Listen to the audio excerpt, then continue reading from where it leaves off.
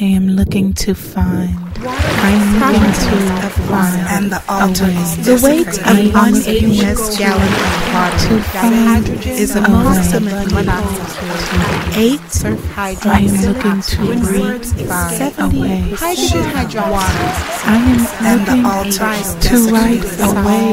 Go.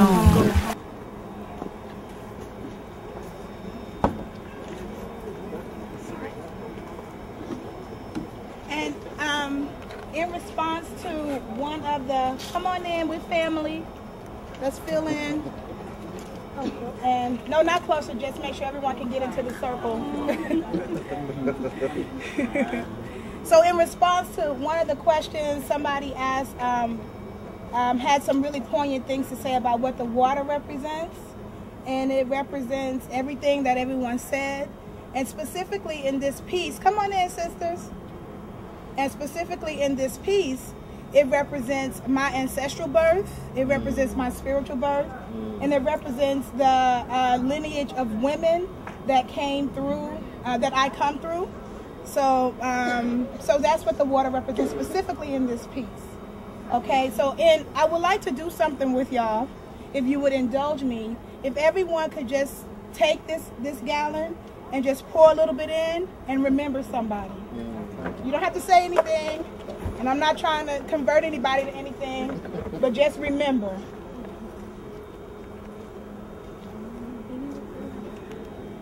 No, they don't have to be there. No, anybody you want to remember. So as this is happening and as people are taking a moment to remember, there's also, in this piece, there is a lot about connection and connection to the people, the women in particular in my family who I'm learning from and learning through. And also it's about community. So that's why I asked everybody to come in and join in, because when we were kind of spread out, you know, there's not a tendency to really clue in to what the issue is, what the issue that was being discussed really is. And so this kind of tight-knit community that we're creating, everyone is kind of focused more. The energy is focused more. So another thing that I did with the walking around the space is also to honor the women who've been on this space. I used to teach here. I taught in the English department. And there are, you know, a lot of powerful women who've been on this campus. So before I say anything, before I bring my story into this space, and specifically this space, I have to check in with the energies who are here and the women who are here. In particular, Zorno Hurston taught here. Yes. And if you, I don't know who Zorno Hurston is, please read her, Google her. So that was the specific reason for walking around this land, to say hello and thank you. Okay? Lots of powerful women have been here.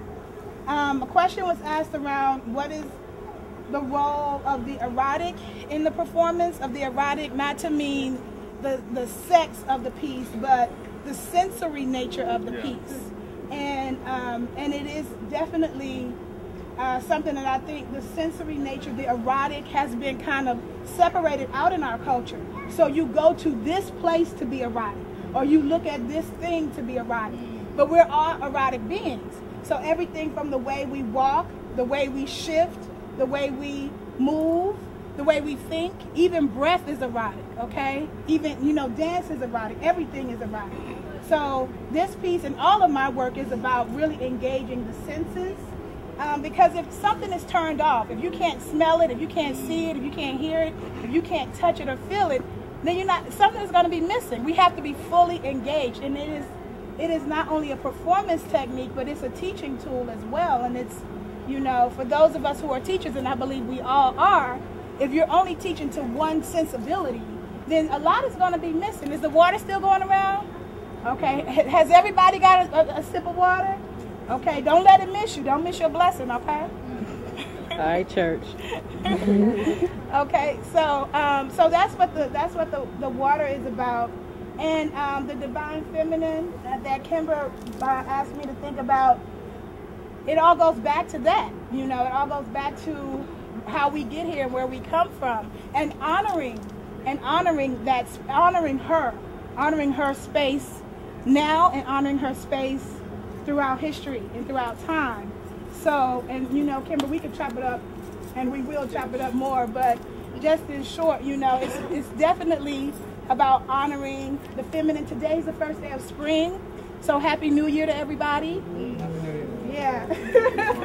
So so you know, this is the perfect time to just say thank you to Mother Earth in this way. That's why we have to be outside.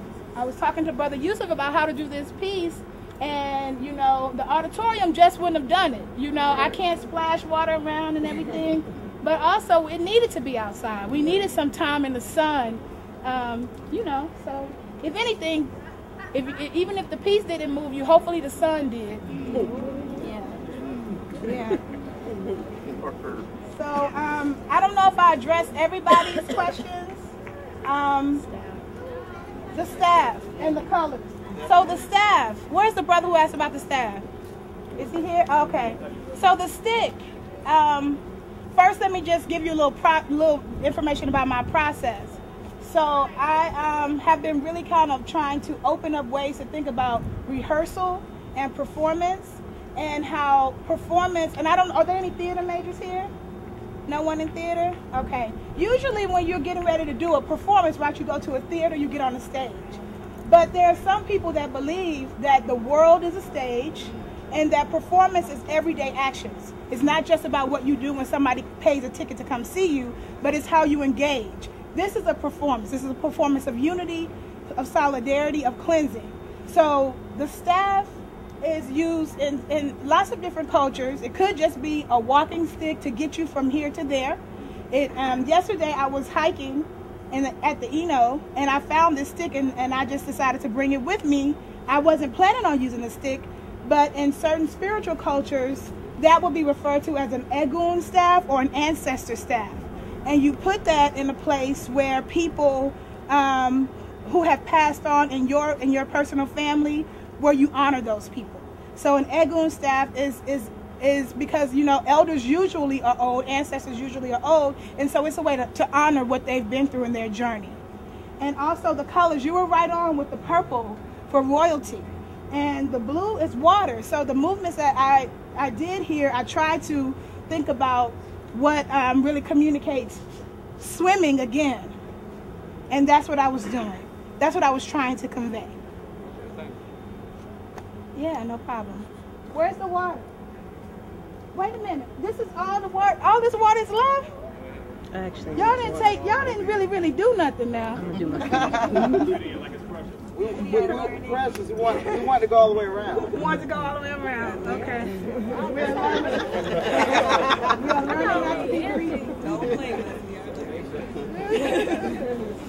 So that's what's up, you know. I would love to talk more about the work if you are interested, and I can make sure that Yusuf gives my contact information. He has it. And so, you know, anybody who'd like to talk a little bit more about experimental, or this is called site-based performance that doesn't happen on a stage but happens out in the world, you want to talk a little bit more about that, we can talk about that. And thank you all for being, you know, such good co-participants. I really appreciate it. Excellent. Thank you, Ebony. Thank you.